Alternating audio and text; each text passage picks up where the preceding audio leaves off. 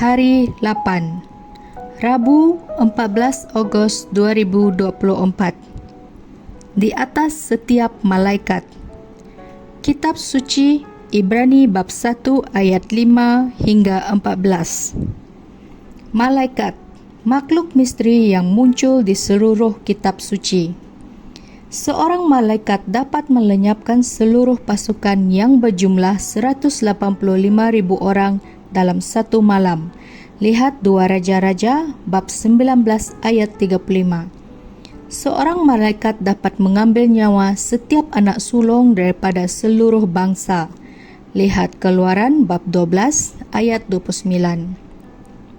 Penampakan malaikat begitu mulia sehingga bahkan orang-orang kudus yang paling suci sekalipun tidak dapat bertahan tetapi tersungkur dalam penyembahan. Lihat Wahyu bab 19 ayat 10. Kegiatan malaikat sangat memberi kesan sehingga dapat mempengaruhi seluruh bangsa-bangsa. Lihat Daniel bab 10. Ini bermakna malaikat-malaikat tidak boleh dipermainkan. Mereka bukanlah Cupid, gemuk kecil yang berterbangan seperti yang difikirkan oleh sesetengah orang. Tidak, mereka adalah makhluk yang sangat berkuasa yang diutus oleh Tuhan untuk menyampaikan mesej-mesejnya. Roh-roh yang melayani ini adalah nyala api Tuhan.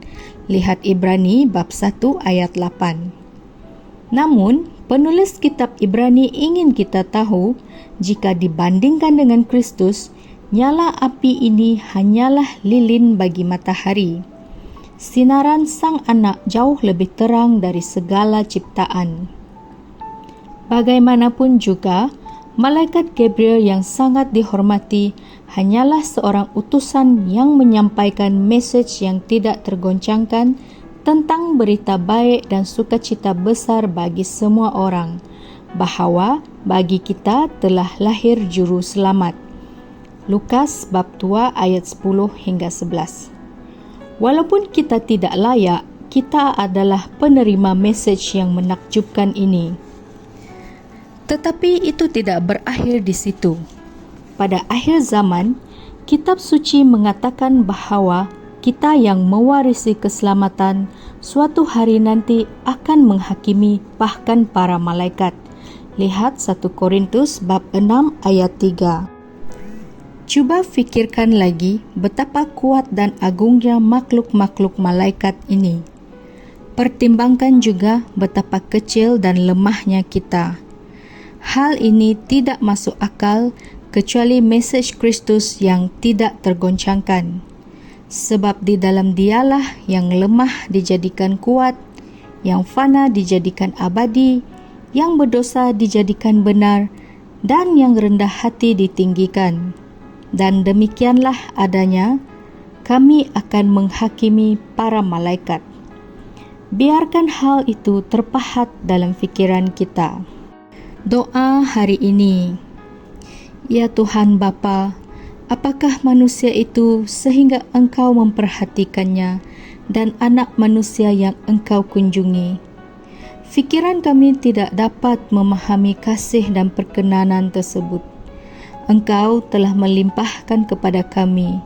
Biarlah hal itu menjadikan kami rendah hati, namun yakin akan mesej Kristus yang tidak tergoncangkan. Amin.